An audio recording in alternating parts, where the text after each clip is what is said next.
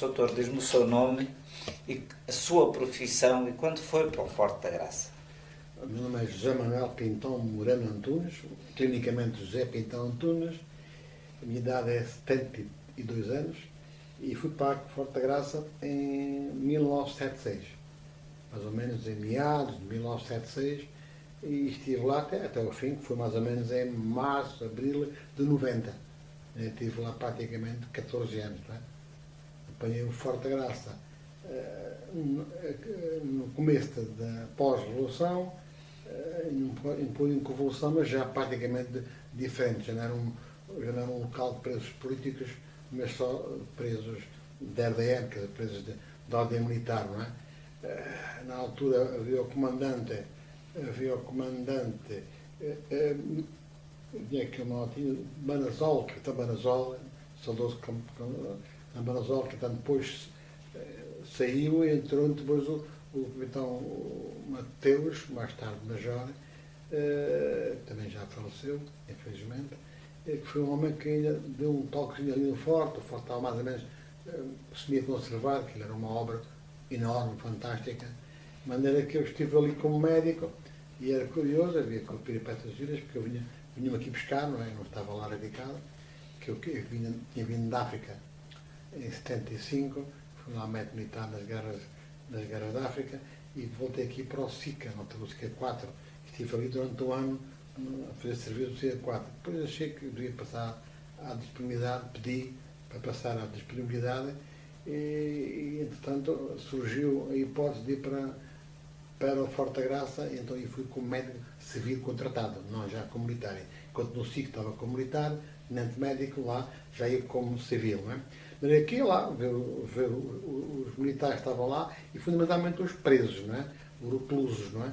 Era uma cadeia diferente daquela da civil. Eu na altura trabalhava e também até ao fim aqui na nossa cadeia civil, mas os presos eram diferentes. Não é? Curioso, eram diferentes, eram militares. No fundo eram militares, estavam militares, só que uns portaram-se mal por qualquer motivo, não é? Às vezes feriram a RDM, ou foram agressivos, ou agrediram superior, enfim, havia várias causas, mas não é bem aquele delinquente do civil, que é o delinquente mais de agressão à sociedade, aquele é mais de agressão ao militar em si, à ideologia militar, não é? E bom, eu tive ali os 14 anos, convivi com muito fantástico, ainda hoje encontro muita gente desse tempo, alguns meus doentes, inclusivamente, não tive com meus doentes, já faleceram o capitão Major Gilson aqui de Campo Maior, e depois houve também outro capitão, que já não me recordo o nome do senhor, também já faleceu. Estava na secretaria, lá em cima, na casa do governador. Eu estava cá embaixo, o posto clínico primeiro era junto às casernas, aquilo era um posto clínico muito úmido, aquilo era uma coisa horrorosa, mas como eu tinha vindo da África, onde dava consultas nas combate, aquilo para mim era muito bom, não é? Mas depois o Major Mateus achou que me arranjou um posto um bocadinho mais jeitoso e arranjou-me ali perto do bar, logo à entrada à esquerda, havia ali um bar, ali perto ali arranjou um posto clínico que já era mais salubre, tinha outras condições de estar, não é? Já era fora, era para cada do fosso, não é? Que aquilo havia à entrada, depois há um fosso, depois é o edifício para dentro do governador, não é? Enquanto nesse do governador é que havia as prisões, havia as casernas, havia o refeitório dos militares e havia também a minha posição de médico. Lembro também que havia lá a cela dos castigos graves, que era uma cela, não tinha janela, não tinha nada, que era uma coisa horrorosa e via-se muitas vezes escrito a sangue na parede, notas, que era uma coisa horrorosa, mas eu vi com meus olhos, com lanterna, os presos às vezes feriam-se e deixavam lá as mensagens que às vezes nós vemos nas prisões, a lápis, ali era a sangue, não é? Era realmente mais presos de ordem política, eram pessoas mais revoltadas, não é? Não cheguei a ver, evidentemente, nenhum recurso desses já em 76, isso foi antes, não é? Mas recordo perfeitamente dos mais antigos me contarem as aventuras que havia ali no Forte da Graça antes da Revolução, não é? Quer dizer, quem esteve lá preso, pessoas importantes da política, posteriormente da vida social portuguesa, não é? Quer dizer, foi 16 anos, penso 14 anos, que não pode esquecer porque faz parte da nossa vida. É um bocadinho, é um retalho da nossa vida e eu sempre estive muito ligado à tropa porque são pessoas realmente têm outra maneira de encarar a vida, ou tinham de encarar a vida. Fui para Elvas, ter perdido todo o património militar, que nós tínhamos tanta coisa. Eu trabalhei no SICA, trabalhei mais tarde no regimento, trabalhei no hospital militar, ainda fui médico do hospital militar, quando estava aqui ativado, de maneira que fui um bocadinho médico de todo, um bocadinho de tudo, não é? E tem pena que, de um momento para o outro, tudo desmoronou e ficamos sem nada, que é uma pena realmente o património que nós perdemos, não é?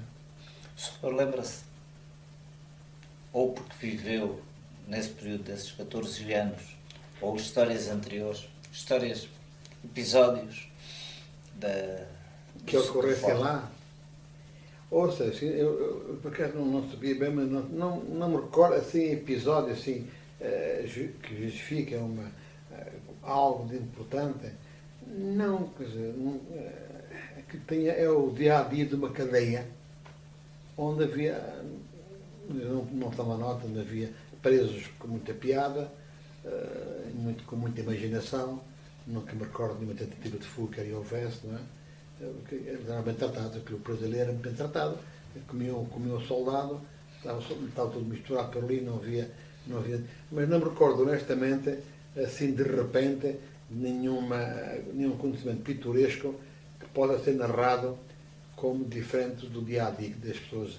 E anteriores ao seu serviço? Não, no serviço. Coisas que contavam, fazem parte das lendas do Forte. Ouça, uma coisa que eu já não assisti e que tinha acabado há pouco tempo era a barrica, era o sabor da barrica. Isso era uma coisa agressiva que eles geralmente contavam que os prisioneiros vinham cá pescar abaixo a água com a barrica meio cheia de água porque era mais difícil de carregar. E eles pescavam porquê? Porque se a barrica fosse cheia era mais fácil. Se fosse comer a água a dar baloço fazia mais força para a barriga. E são curiosidades um pouco até agressivas de contar, mas era assim nos tempos, então já lá vão 50 anos, era assim, e se lembro deles contarem isso, e estava uma das barrigas à porta do bar dos oficiais e sargentos, à esquerda estava uma das barrigas tipo, e depois no meu tempo já não existia, e acho que tinha acabado mesmo até nos anos anteriores a lá estar, já não existia. Isso era uma história que se contava, não é? Assim, lembro cá embaixo da parte da água, da cisterna, lembro de andar lá de barco, ia lá ver e via malta que brincava com canoa, havia uma canoazita, que é uma cisterna enorme, ela deve estar, com certeza, não sei se vão não aproveitar, não é? Porque realmente era uma pequena lagoa, era um pequeno lago dentro daquele forte, porque realmente aquele forte que está construído, eu não sou técnico que usa alguma de engenharia nem de militar, mas como curioso, que realmente é de uma tecnologia fantástica militar aquele forte, não é? E eles com Lipe e os seus sucessores não deixaram nada em branco e de fato esta cisterna é uma coisa fantástica, como eles mantinham aquilo que confortava para ficar em anos, meses em cercos, não havia perigo nenhum. Lembro também da capela que tinha um alçapão, que eles contavam-me que onde havia cercos, eles iam com esse alçapão e havia túneis que saíam centenas de metros, que eles imaginavam para lá da linha de cerco, para se poderem abastecer. Se é ou não verdade, não sei, mas aqui por tudo derrocadas, não sei se esses subterrâneos não estão funcionais. Na altura, sei que era meio da capela, havia um alçapão, a gente levantava aquilo, mas ninguém para lá ia, tínhamos medo que ele caísse, e eles contavam que realmente havia essa possibilidade, naquela altura, de saírem dos cercos e passarem por baixo do cerco e irem para zonas onde pudessem abastecer-se. A gente ouvia contar isso, mas eu já não vivi. Quer dizer, o Forte da Graça, nos anos 70, já era um forte, só tinha a finalidade, basicamente, de resguardar ali os reclusos militares e mais nada. E depois fechou, foi pena, e ficaram lá os 2 soldados a guardar aquilo. É impossível guardar aquilo. Eu lembro perfeitamente, tinha um dia fui lá visitar, depois de ter fechado, para recordar, já não me recordei nada, só recordei tristeza, está tudo destruído.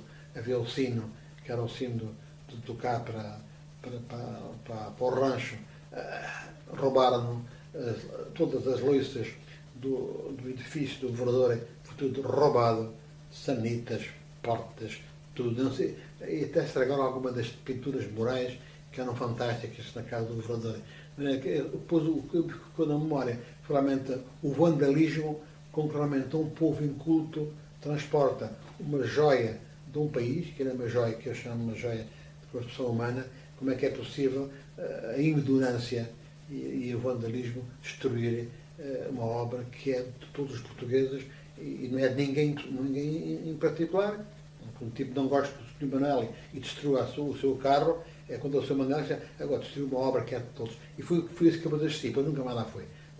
Não foi a Fotograça há mais de 20 anos, fiquei tão chocado com a degradação que estava naquele forte, que eu fiquei chocado, porque o então capitão Mateus, Major Mateus, era um senhor que amava muito, por manter aquilo tudo muito limpo e muito asseado, criadinho, tudo arranjadinho.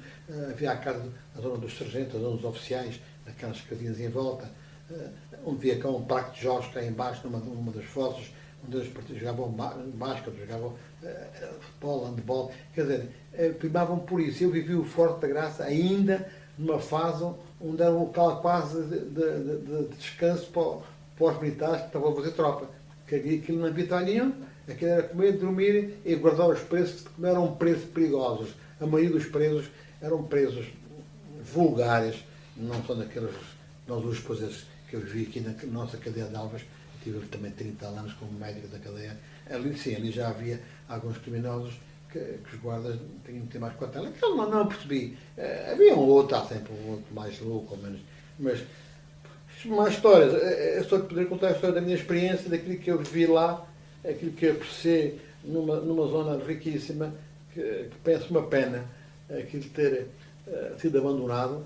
Alguém devia ter sido responsável por aquilo não ser abandonado, já que fechavam, já que deixavam, aqueles homens estavam lá, não estavam na guerra, a guerra já tinha acabado, e a guerra deles era proteger um património herdado com 200 ou 300 anos, não é? Eu acho que quem abandonou aquilo é responsável, porque até eu sair, que estava perfeitamente conservado. E que no espaço de 2 ou 3 anos foi completamente descontrolado. E eu acho que o crime tanto foi para mim, tanto foi daqueles que vandalizaram, como aqueles que deixaram aquele vandalismo. Para mim, ambos são culpados. Doutor, as instalações com aquelas fossas, com aqueles sítios, com aqueles requintes, com aquelas paredes brancas, com o sol, com tudo, que havia condições de... Não havia muita condições. Eu estou a falar porque eu era um privilegiado e o sargento só estavam lá o estado de serviço, não é? Eu chegava lá, estava ali, dava a minha consulta e vinha embora. E é muito curioso porque a gente muitas vezes não aprecia aquilo que tem, é curioso. E a minha preocupação, ia lá como profissional só de saúde, e ia ser com uns anos depois, com os familiares, meus amigos, da minha família, e fui ver aquilo verdadeiramente. Então aí é que vi que o Forte da Graça era, que é uma coisa magnífica e que nós não apreciávamos. Então, mas lá só queríamos despachar aquilo, ver e vamos embora. E de facto, quem via ali era, como eu disse já, eu dava-me consultas a primeira vez, o meu consultório era de umidade incrível. Via-se a água a escorrer nas paredes, não é? Isso via eu, por isso que o capitão, o então capitão Mateus, o professor Mateus, teve a gentileza, o capitão não pode estar aqui, vamos manter para dentro. Tem que ir para fora mesmo da fossa, porque dentro da fossa, mesmo até na zona do governador, que é a zona nobre do forte, a secretaria, é que ainda teve a ser restaurado, porque realmente é tanta umidade, que tinha que haver um constante restauro, limpeza, pintura, portanto, aquilo toda apodrecia, não é? Mas dentro do edifício, dentro do governador, eu penso que mantinha-se umas condições mínimas de habitabilidade, mínimas para aquela época. Nós também temos sempre que jogar as épocas, não é? Só nos anos 70, claro, com o escritório, hoje é um escritório moderno, com ar-condicionado. naquela altura nem havia ar-condicionado, havia ventoinhas, não é? Nem havia ar-condicionado nas nossas casas, não é? Agora, onde estava o militar? Esse é, por exemplo, uma coisa curiosa, onde eles comiam era num espaço que era aberto a ambos os lados. Tinham vaga de eu já não vou tanto, mas foi uma coisa profundamente. Estavam ali as mesas, eles comiam numa espécie de pátio interior, que lá deve estar, para lá do portão. Então aqui no inverno havia corrente de ar, porque era como se fosse da rua, porque eles comiam de facto mais aberto, era uma coisa grande, mas estava ali embaixo pela porta, bateu a porta. Eu sei que havia, isso não havia as condições. Claro que nós hoje modernamente, entramos numa cadeia moderna e nas cadeias estão todas elas melhores, que muitos portugueses têm as suas casas. Eu sou um indivíduo que anda aqui em Elvas, de casa em casa, onde já bem, de casa em casa, há aqui muito bom português, bom treinador da vida, que vivem em casas muito piores, por exemplo, aqui a Shell da nossa cadeia. Isso é uma verdade. Aquela cadeia era uma cadeia do século XVIII, não tinha que dar, mas eu penso que o forte foi o século XVIII. Ora, século XVIII não havia a preocupação de arranjar umas casinhas com qualidade. Não havia lá os senhores, os barões, tinham lá de facto o fogo artificial, o corrente artificial, mas os coitados dos soldados não tinham. Os soldados tinham celas muito úmidas, casernas muito grandes, que era boa caserna. Eu lembro perfeitamente, o senhor também se lembra do nosso hospital antigo, o Hospital da Misericórdia, onde a Casa de Filhos Marias tinham 30 doentes. E ninguém achava mal. Hoje o nosso hospital tem 3 doentes. Mas é que nós temos também que julgar, na época, naquela altura, um forte, aquilo era de facto realmente muito úmido para quem vivia ali o dia inteiro, todos os presos estavam o tempo inteiro ali, e quem trabalhava ali, os sargentos, os praças, não é? Os oficiais podiam estar um bocadinho melhor, mas o melhor é sempre muito relativo, não é? Eles preferiam estar na casa deles, com certeza, do que lá estar. Mas era um edifício do século XVII, século XVIII, não se poderia exigir mais, e para a época era um grande edifício, não é? Para a época foi uma grande obra, não é? Depois passou-se 200 anos, não é? Evidentemente que não é a mesma coisa. Essas condições físicas do forte refletia-se na saúde dos presos, uma vez que eles tinham que lá estar 24 horas por dia. Não? Ouça, eu não percebi disso, sabe porquê? Porque os presos eram todos jovens de 20 anos. Quer dizer, eu estive em África 2 anos. Eu não tinha lá doentes nenhum em África. Eu estava lá para tratar paludismos, não é? E para tratar bilharzioses, para tratar doenças tropicais. E para tratar dos oficiais, que eram homens já de 40 anos, 50 anos. Agora, o soldado de 20 anos, como ainda hoje, não está doente. Quer dizer, e aquilo não era a umidade que eles estavam, muitos deles, habituados também a ter nas suas casas. Porque a gente está aqui bem no Alentejo, mas, por exemplo, o senhor, com certeza, aqui há 40, 50 anos, num monte, ou numa casa moderna, um monte não, porque um monte era aqueles muros largos, não havia calor. Lá em cima não havia calor. O que havia era umidade e frio no inverno. Mas era um rapaz de 20 anos, desenrascavam-se, tinham-se debaixo da cama com os cobertores, e a mata que não pensava nada nisso, pá. Epá, eu já vou para a tropa velho, já há 30 anos, não é? Eu sei que quando andava com aqueles putos de 20 anos, pá, eu fazia um grande sacrifício no mato, porque aquela mata fez aqui toda uma brincadeira. Viu naquelas casernas, pá, e eu já vinha com comodismos, já de cada burguês, já me habituei até uma boa cama, tudo isso. Quando cheguei à África, aquela mata descalço, estavam em cuecas nas casernas, tudo isso, e que era igual, quer dizer, a mata vivia numa umidade. Eu, já, então, chegava ali, achava aquilo muito úmido. E eles, pá, não sei, quer dizer, pode ser um julgamento assim um bocadinho ligeiro da minha parte, mas não apercebi de doenças consequentes ao enterramento ou à doença ali. Não apercebi disso, porque, como digo, os moços estavam ali, tudo mal, apesar que estavam na tropa, tinham que ser saudáveis, ponto final, só não estavam mobilizados, não é? E já não estavam naquela época de mobilização obrigatória, já estavam numa fase já mais transitória, não é? Sem dizer que quando lá fomos, depois já, em 80 já não havia, já a tropa não era obrigatória, não é? De maneira que não percebi dessa patologia consequente das instalações. Eu percebi que eram más, uma pessoa normal. Para um jovem é mau, mas pronto, depende do tipo de jovem, se é um camponês está habituado a coisas piores, se é uma pessoa já aburguesada. Pois, aqui passaram um bocadinho mal, como passam também as nossas cadeias hoje, que não são cadeias de hotéis 5 estrelas, não é? O que é que aquela gente fazia O médico, quando ia lá, via os presos, Ouça, eu como tinha vindo da convivia África, com eles, eu como como é? tinha vindo da África, vinha com uma filosofia de que o médico era aquela pessoa, uma espécie de, entre aspas, de feiticeiro. Para uns, na África, feiticeiro. E para outros, era a pessoa estranha, diferente, que eles tinham que conversar. Igual à cadeia que eu tinha aqui civil. E cadeias que há a cadeia civil, também aqui de Almas, a maioria são todos gente com menos de 30 anos, 40. Quer dizer, tinha a casa sempre cheia, todas as semanas tinha a casa sempre cheia. Eles muitas vezes queriam falar comigo. E lá era igual, quando eu aparecia lá, todos queriam falar comigo. E tinha a casa sempre cheia. Quer dizer, tinha a casa cheia lá, porque realmente iam lá sobre coisas banalíssimas, não patologias. Era muito raro encontrar uma patologia que justificasse a sua ida ao médico. Não para daquela mata, que lá nem sequer tinha nunca ido ao médico. E lá eu fui o primeiro médico que eles viam muitas vezes, porque tinham necessidade de ir. Muitas vezes precisavam de qualquer dispensa, outra vez portavam-se mal, iam para a sala disciplinar, então aí tinham que justificar, e um relatório que estava cheio para ver se melhorava.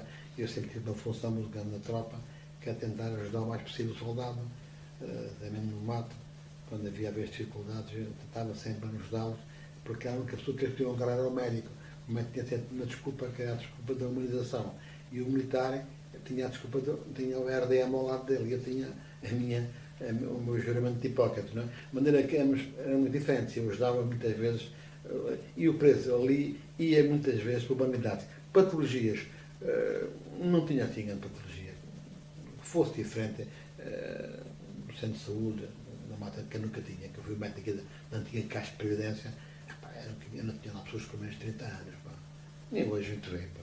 Na minha clínica privada, a gente só pessoas com mais idade é que vão aos médicos, não é?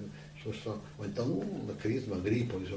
Então naquela altura, nem se iam aos médicos tanta vez. Eu lembro que quando era médico aqui, onde tive o Hospital de Elvas, por exemplo, a gente tinha ali 10 urgências por dia, quando tínhamos, e hoje estão lá quase 100, não é?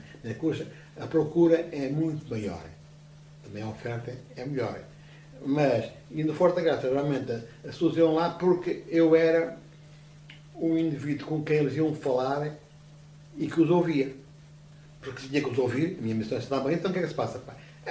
Não tenho nada, mas ando aqui com uma dor aqui, aqui, nervoso, não durmo, pá, chateado. Estou responsável por coisas deles, da família, o meu pai não me responde, a minha mulher não me escreve, ainda não me escreve, não sei quantos, já anda com o outro.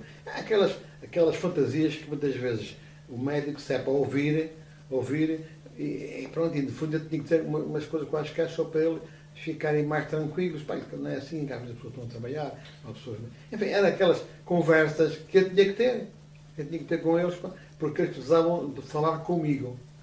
Eu era uma espécie de fuga, naquele dia era um dia diferente, quando eu lá ia, e pronto, ia lá, inscreviam-se para ir lá para o médico e tudo, e pronto, tinham as suas visitas.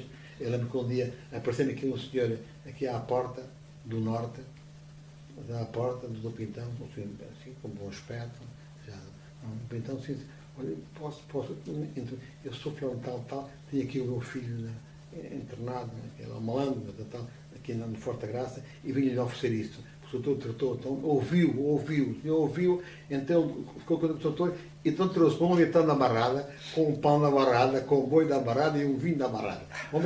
O preço ficou tão contente por eu ouvir, que disse ao pai, aqui o método forte, ouviu-me, aturou-me, quando cá vieste, traz-me. E o pai, então sempre com o chofer, não podia ser um senhor abulado economicamente, então, são coisas que nós ficamos sempre na mente, porque eu ouvi o moço, porque como não estava doente, quer dizer, a pessoa estava internava, porque nós quando tínhamos um doente mais complicado, mandámos para o Hospital Militar de Évora, que já não estava aqui o nosso aqui viveu, eu quando fui para cima já tinha acabado aqui o Hospital Militar de Elvas. Eu nunca me recordo, agora não me recordo nesses 14 anos, não me recordo nunca ter evacuado nenhum preso para o Hospital Militar de Évora. Talvez tivesse, mas não me recordo, agora não posso estar a dizer coisas que já passaram 20 e tal anos, não é? Ou 30 anos, então foi em 60, foi em 90, depois, 25 anos é muito ano, não é? Agora, acontece esses casos, esse foi um caso curioso, realmente, que a gente ficamos felizes porque fomos úteis não como só médico, não como a arte da medicina da científica, mas pela arte da medicina, que nós, os médicos, temos que ser artistas. O médico é uma técnica, é uma arte, é uma profissão que nós aprendemos a ciência na faculdade e aprendemos a arte na vida.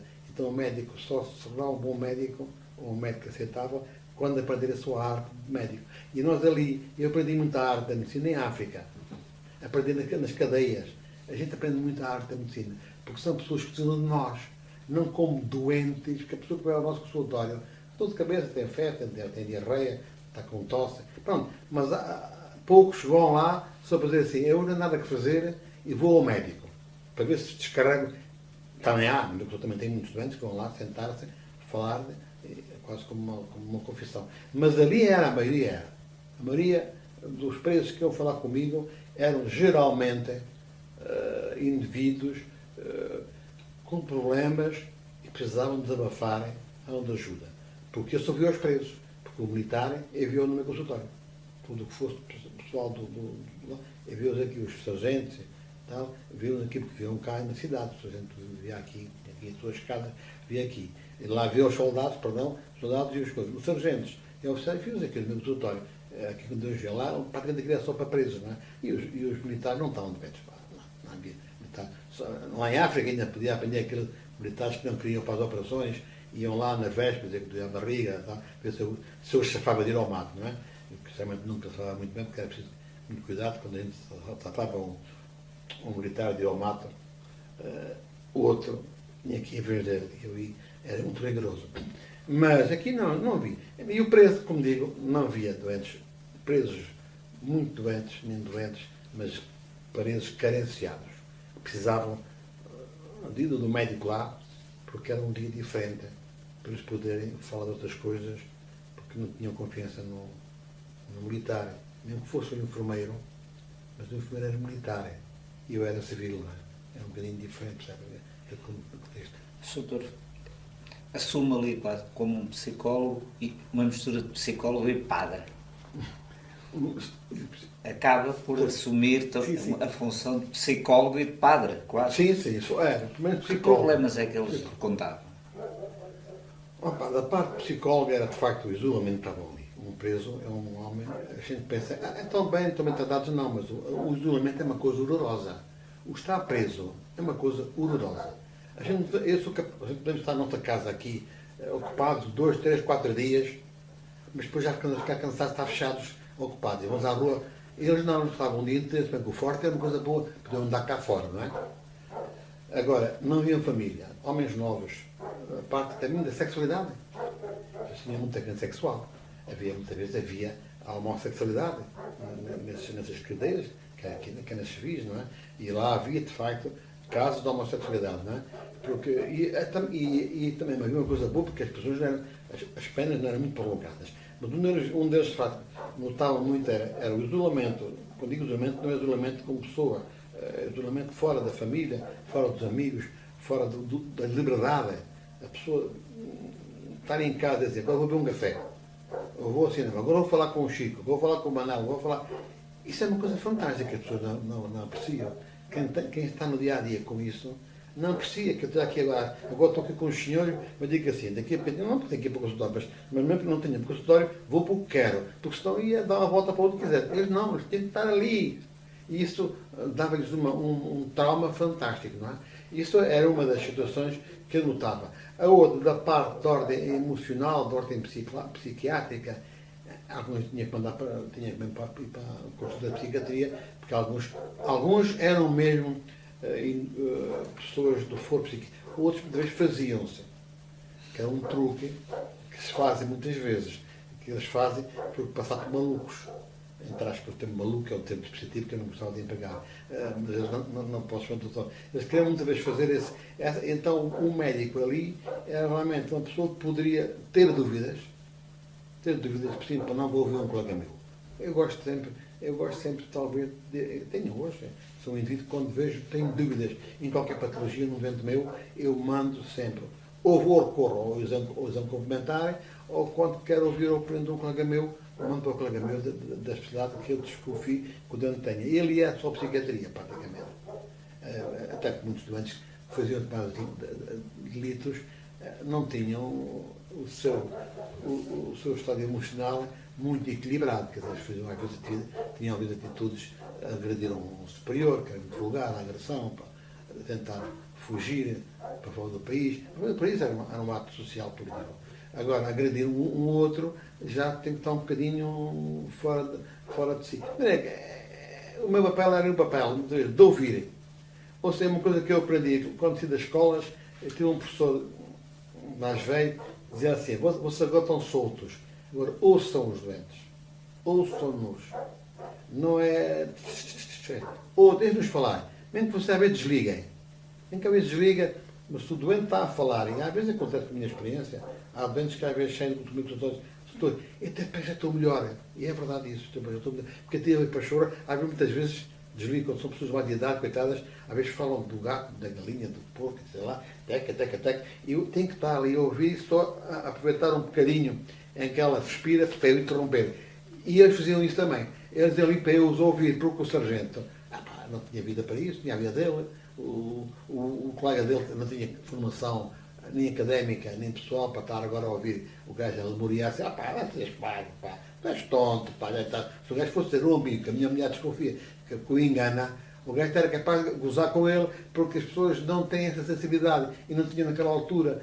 E o militar realmente era um militar menos formado culturalmente, eram mais rudes, ainda havia um semi-analfabetismo, e as pessoas não tinham capacidade nem sensibilidade para se ouvir uns aos outros. Não via, hoje, nas cadeiras que se via, já se apercebia que às vezes criavam-se grupos, criavam-se parzinhos, era uma malta que queriam uns amigos que desabafavam. É para desabafar, mas já houve uma evolução. 30 anos é muito na cultura de um povo, não é? E o país viu muito. De maneira que eu penso, onde eu podia ter sido útil, for ouvi-los. Porque tratar, não me recordo de ter sido um médico, não sei, uma feridazita, uma constipaçãozita, fabrícula, escutado, via atenção arterial, porque ninguém tinha atenção alta, evidentemente. E se eu descobri alguma pneumonia, mandava para o hospital. O programa ali era um programa mais de ordem do apoio e da inspeção, tanto mais que ia uma vez por semana ao Forte. Uma vez por semana, era suficiente, chegava, mas que tinha a casa sempre cheia. Não valia a pena ir mais vezes, porque não havia doença e só fazia inspeção. Aquilo chama-se inspeção. O dia da inspeção médica. Quer dizer, ia para lá ver se havia algum problema. Não é? Eu lembro de um ano, apanhei isso é uma coisa, é caricata, mas conto, houve um ano em que apanhei uma pediculose púbica. Pediculose púbica são pelos da pubis, que o povo, em leigo, entre aspas, se chama chato, não é? E isso é altamente contagioso. Isso lembro perfeitamente. Lembro da ordem que eu dei na altura, era os gajos todos cá fora, nus, braços levantados, e um dos meus apoiantes lá da família, um dos meus soldados, com um daqueles coisas do Shell Toxin, a pulverizar as axilas e a zona pública, para ver se matava o piolho da pubis. E isso lembro de uma imagem caricata, que realmente quem entrasse, o médico é doido, tudo mãos no ar, tudo nu, e um gajo, tchaca. Aqui num filme dizia, isto é um filme do Mel Brooks, com certeza. Mas não, isso lembro disso, foi uma coisa, entrou lá um tipo, basta entrar um tipo com isso, tudo apanha. Aquilo é altamente contagioso. Eu lembro perfeitamente desse ato caricato, mas foi um ato que aconteceu, que acontece nas prisões. Naquela altura acontece. Hoje, felizmente, já é capaz de não ser todo assim, mas naquela altura aconteceu, e é de facto um ato caricato. Muito obrigado, Sr.